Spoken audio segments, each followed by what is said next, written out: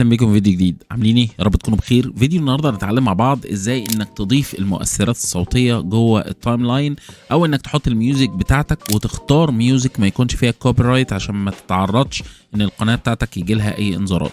بس قبل ما نبدا دايما بننوه انك لو ما اتفرجتش على باقي السلسله اللي بدأناها في دافينشي ريزولف روح اتفرج على الفيديوهات عشان تبدأ معانا في سلسله تعليم المونتاج كافضل بديل من بدائل برنامج الادوبي بريمير. واعمل لايك على الفيديو ويلا بينا نبدأ.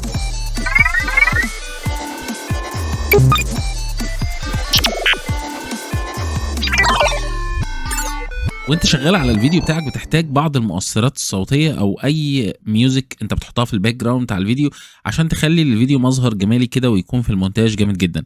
بتعمل ايه؟ طبعا انت مهم جدا اعرفك ازاي قبل ما تضيف الميوزك جوه البرنامج انك تختار الموسيقى بتاعتك بشكل ما يكونش فيه اي مشاكل ليك.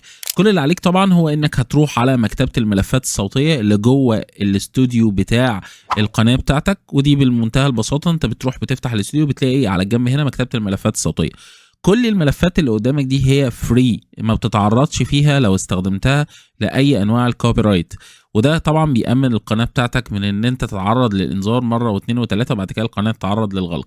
وكمان بدل الملفات الصوتيه لو انت شايف ان المؤثرات اللي موجوده جوه الاستوديو بتاع اليوتيوب مش مكفياك، هتروح على مثلا موقع زي انفاتو إليمنتس. الموقع ده هو طبعا موقع مدفوع وجواه افكتس كتيره جدا، طبعا ناتشرال افكتس وجواه الكرتون ساوند، هيومن ساوند، اي حاجه من المؤثرات انت عايزها جوه موقع الانفاتو إليمنتس، وانا برشحه جدا فعلا كافضل استثمار لو انت طبعا بتستخدم فيديو اديتنج وبتشتغل عليه فتحتاج مؤثرات صوتيه، بخلاف طبعا انه في حاجات كتيره جدا. طبعا ده مش مدفوع ان انا اتكلم عن الانفاتو إليمنتس، ولكن هو كتجربه ممتازه جدا.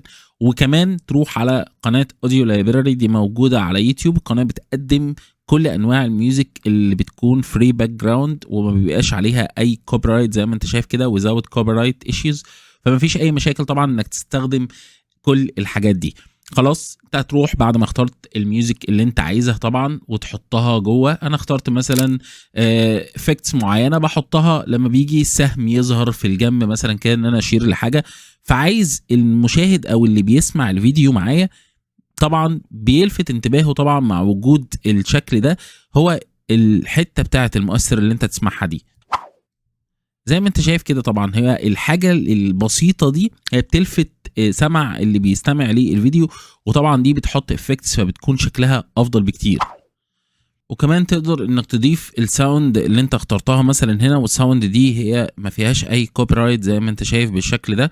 وكمان زي ما انت شايف كده اهو، بص لو جينا هنشغلها مع الفيديو فالدخله طبعا هتكون الصوت بتاعها عالي.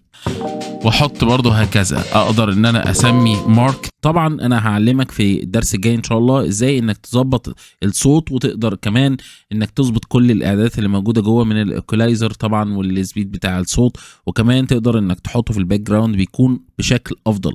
ولكن كان مهم جدا اعلمك ازاي تجيب المؤثرات الصوتيه وان ازاي تختارها جوه الفيديو، وكمان المواقع اللي تقدر تشتغل عليها بمنتهى البساطه انك تجيب منها المؤثر الصوتي ويكون فري ما تعرضش لاي نوع من انواع الكوبي رايت. وده كان درس سريع عن كيفيه اضافه المؤثرات الصوتيه او الصوت في الباك جراوند بتاع الفيديو. لو عجبك الفيديو ما تنساش انك تعمل لايك. لو اول مره تتفرج علينا ما اشتركتش في القناه اشترك وفعل الجرس. اشوفكم باذن الله في فيديو جديد. سلام.